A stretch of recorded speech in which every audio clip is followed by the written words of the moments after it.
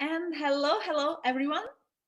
This is day 12 of our Erasmus Plus Writing Challenge. The topic for today is actually project monitoring and evaluation. And yeah, in any project that you are submitting, there will always be the question, yeah, how are you going to assess to which extent you succeeded and achieved your results? And this is what we're going to talk and focus today. But before that, there is one question which I actually personally got from applying for youth accreditation as an organization, but I find it so great that I want to devote like 4 or 5 minutes to risk assessment. While developing your projects, whether it's a youth exchange or professional mobility, yeah, you will. It's a good idea to think about what risks you might run into, because hoping that everything will go very smooth or perfect, it's not a great idea. But what you can do, you can think about risks in advance, and you can find the ways to prevent, or you can find the ways to cope with your risks. When talking or when thinking about risks, um, I personally use a very simple checklist, and that's my invitation to do with a team that is going to work on the project, implement the project, and report about the project. My invitation is to think about what kind of risks you might encounter. Just make a list of risks, when and how it's still possible to prevent it. Yeah, because we don't want to be reactive. We don't want to react on force majeure. Okay, force majeure cannot be predicted, but we don't want to react when something when something happened. If we know that this is a weak point, let's think of the ways to prevent it in advance. Who is responsible to monitor the risk? So who exactly in the organization or from a project team takes care of these risks? And then what happens if risk comes into life? Yeah, so basically, okay, if it happened, then what? Let me give you some of the examples. So basically here, my invitation to brainstorm. Yeah, you sit down and then you go through all the possible risks that you might think of. So for example, we all know that the way projects are funded, you get 80% in advance and you get 20% when you report on the project. So what it means? It means that if organization doesn't have a proper financial capacity or is just starting, at some point you might not have enough funds to implement the project. Yeah, because you know that your funding is given to implement the project. So let's say the type of risk is not enough of financial funding. Yeah, like not enough of cash flow in the organization. When and how it is still possible to prevent?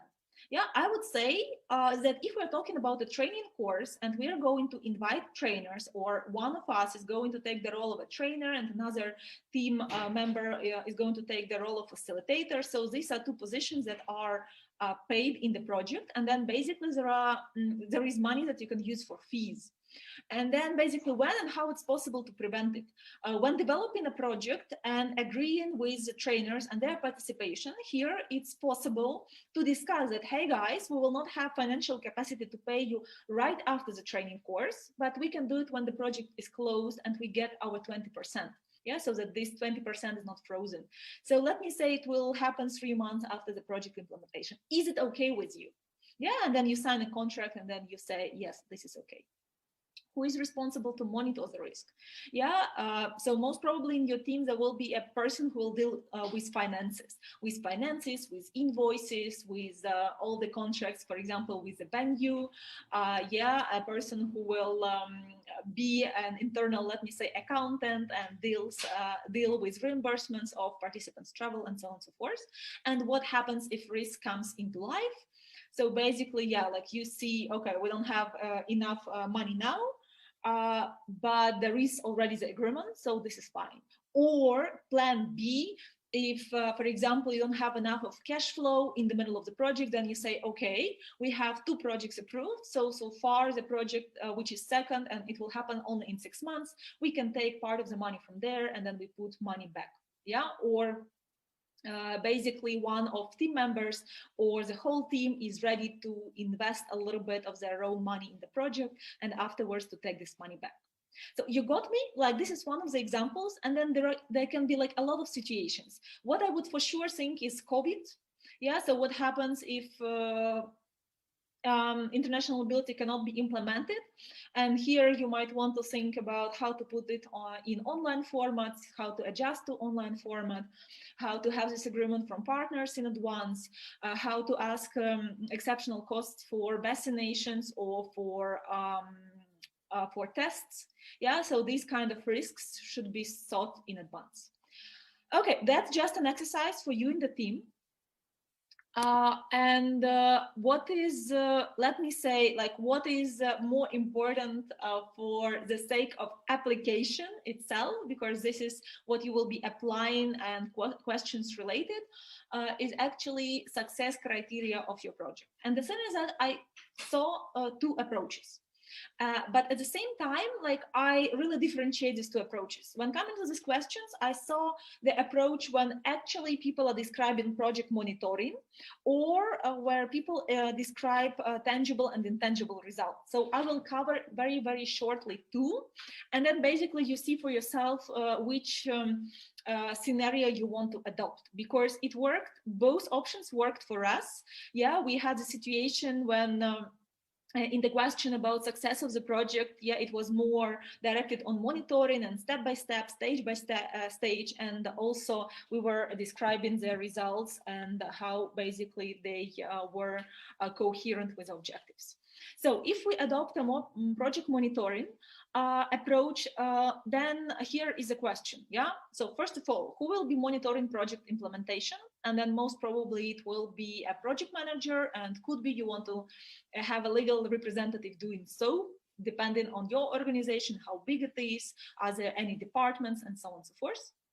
Second one, what are criteria on different stages?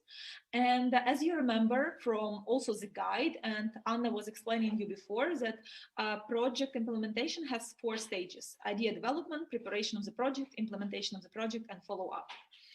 And basically here on every stage, you already can have the criteria of how you check that project is going well. So for example, on the preparation of the project, you might have a checklist. Okay, so how many participants we should have? Okay, so what kind of preparation should every partner do, and whether they are doing this preparation? Like whether all the materials, for example, like info pack and application form are ready, like whether you have a venue prepared and all the logistics prepared. On implementation of the project, here we are talking very much about what is happening, adjustment of the program, feedback, reflection, and so on and so forth. And follow-up is upon arrival meetings of participants, meeting with partners and saying, okay, are you satisfied with the results of the or the outcomes? And also having some data, and also having let me say certain questionnaires, certain evaluation forms, and so on and so forth. And the third question would be, what tools are you going to use? And here, for example, for a checklist, you can use Asana, you can create Gantt chart. You can, I don't know, you can use something simple like Excel or Word or shared Google Drive, and so on and so forth. But the second approach that I want to share with you, like personally for me, it sticks to me more, and I find it more like reliable to really evaluate success. And this is basically look at tangible results and intangible results. So basically what I find okay, I wouldn't say better, yeah, what I find also valid and I personally use more is to evaluate success of the project by tangible results and intangible results. Intangible results are competencies that participants were developing. And let me remind you that competence is basically skill, knowledge, and attitude. Yeah. So how their attitudes changed. Yeah. How did they develop their skills? And what you can do here and how you can do it is by, for example, having a questionnaire. Let me say we're talking about coaching, yeah? So coaching volunteers, and then basically how to use coaching for those youth workers who directly work with volunteers. So you give them a questionnaire at the beginning of the training course with major coaching competencies. They mark, they assess themselves, yeah? The training passed, you give them the same questionnaire once again, they take it once again, they see their progress. what you can do is at the end also to look at the use passes, yeah, and then to see, okay, so what did people learn? Use their quotes, use their words in the final report, and so on and so forth. What you can do, you can have reflections, yeah, like you can see, okay, that you are on track, you are getting your intermediate results, you're moving to the end result, and this is totally fine. You can have the final evaluation form, which you send to participants after the end of the project, and they say, okay, how the project was, and you can also ask about the work of trainers, logistics, venue, participants, atmosphere, but of course also what they learned, yeah, how do they evaluate the content, how do they evaluate their own learning, and so on and so forth. And of course, here also intangible results is talking to your partners, and where the partners saw changes in, for example, the attitudes of young people who are talking about the youth exchange. Yeah, to collect testimonials from these people 1, 2, 3 months later. So, for example, we had a youth exchange on unemployment, and then we were contacting people in 2 months and then 3 months to see, okay, how are they using it in life and what it brought to them. And then we saw that people applied for scholarships, that they went to different countries, that they started jobs, that they started to take a professional training, for example, to become a coach, and so on and so forth. Yeah, so basically we saw how we pushed them to take active actions and get the results. So here are intangible results. But of course, as I say, there is also numerical data. And numerical data is something that you set for yourself in advance, and this is what you want to get. And I've prepared here actually a part of one of the projects that we did, and I just want to share with you so that you see, okay, what kind of numerical data to look for. So we said we expect 100 plus participants in our online challenge, because while delivering a training course, we also decided to have an online challenge and involve more youth workers. We say at least one workshop or presentation held in each of the participating countries after the end of the project. In total 7 events, because there were 7 partners. When it comes to the video, because we're also planning to shoot a video, we want to reach over 1,000 views in total. To tell the truth, now I understand that 1,000 is nothing. We should have put 2,000 or 3,000 at least. As well as in that project, we plan to create a brochure, a manual, yeah, with the tools that we're using. So basically we said to send brochure to at least 10 partner organizations in every participating NGO, which makes in total 70 organizations. Yeah, and we also said, yeah, okay, and we also said there will be a part of final evaluation between partner organizations. Okay, cool. So basically, once again, what you heard here, yeah, we said, okay, at some point we want to get certain results. We want to have a video, we want to have a manual, we want to have follow-up activities in participating countries, and then we put numbers. Yeah, and then by putting numbers and by putting numbers on the stage of application, even by putting numbers in objectives, at the end we know what to look for. Yeah, we want, like, it's very simple. We are saying like, okay, did we reach this number or not? Or did we make it even more? Yeah, like each participating organization sent not only to 10 other national NGOs, yes, they sent to 20, and then we got different numbers. It wasn't like 1,000 views, we hit like 5,000 views, and then like we got different outcome. So these are examples of tangible results. There is another part which appeared in this year application forms. It wasn't there before. And this is a part which is called sustainability. To tell the truth, I love this part. Like, for me, it sounds very valid. And it sounds like here we are talking about long-term impact. Yes, that the project is not basically, it's not restricted by its duration. The mobility doesn't involve only like those, for example, 30 or 24 or 16 participants. Yes, that it goes beyond.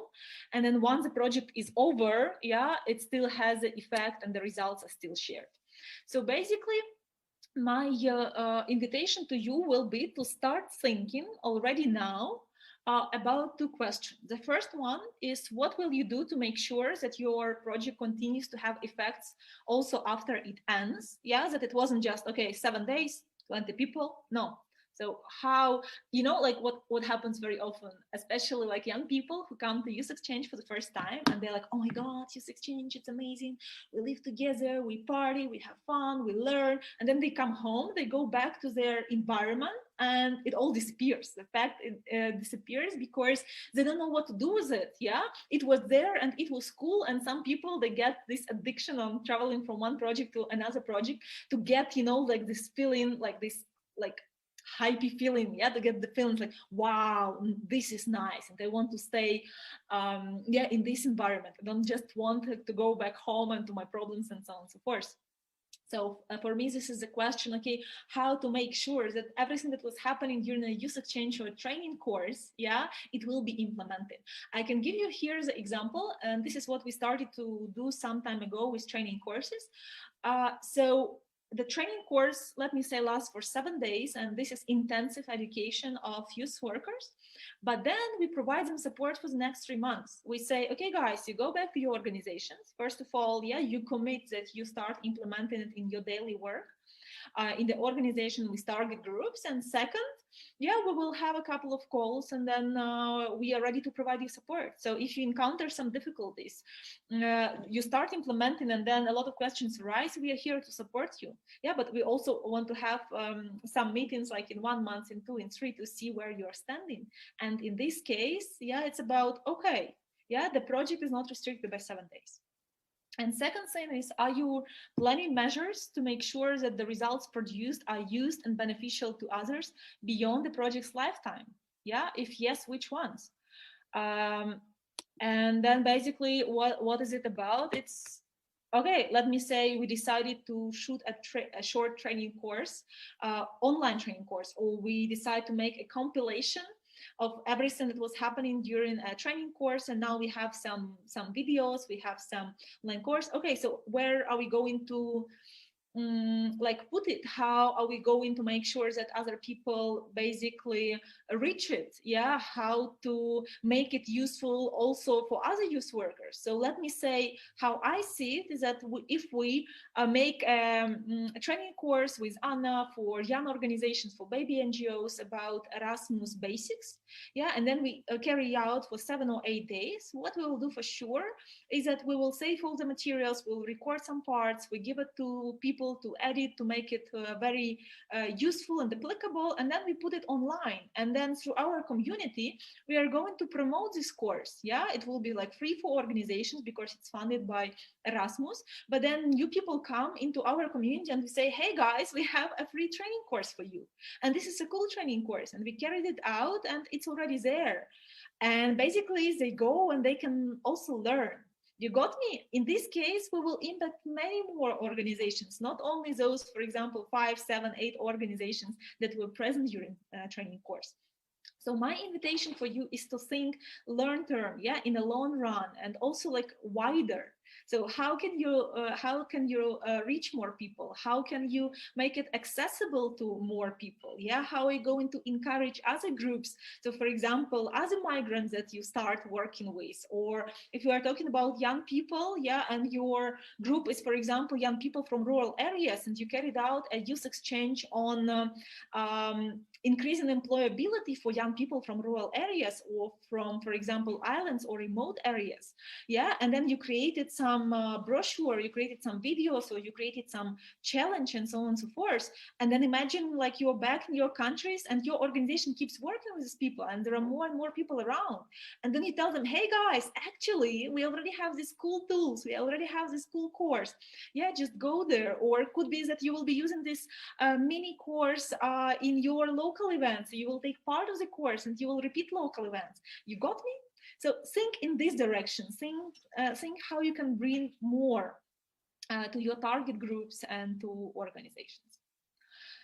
Okay, guys, that's basically what I wanted to cover in this video. And your home task, yeah, I gave you 4 basically blocks. Yeah, we were talking about risk assessment, which is not a part of the application form, but which I find great to work with the team. We discussed 2 approaches to how evaluate project success. One is more from monitoring approach, another is by assessing tangible and intangible results. And we discussed, in short, sustainability. So let's make it very simple. I want you to think and write in comments when you analyze your projects, what tangible and intangible results you want to create. Make it draft, make it simple and draft. Think about 2-3 tangible, 2-3 intangible results that you want to have in the project. Enjoy the evening. Ciao, ciao.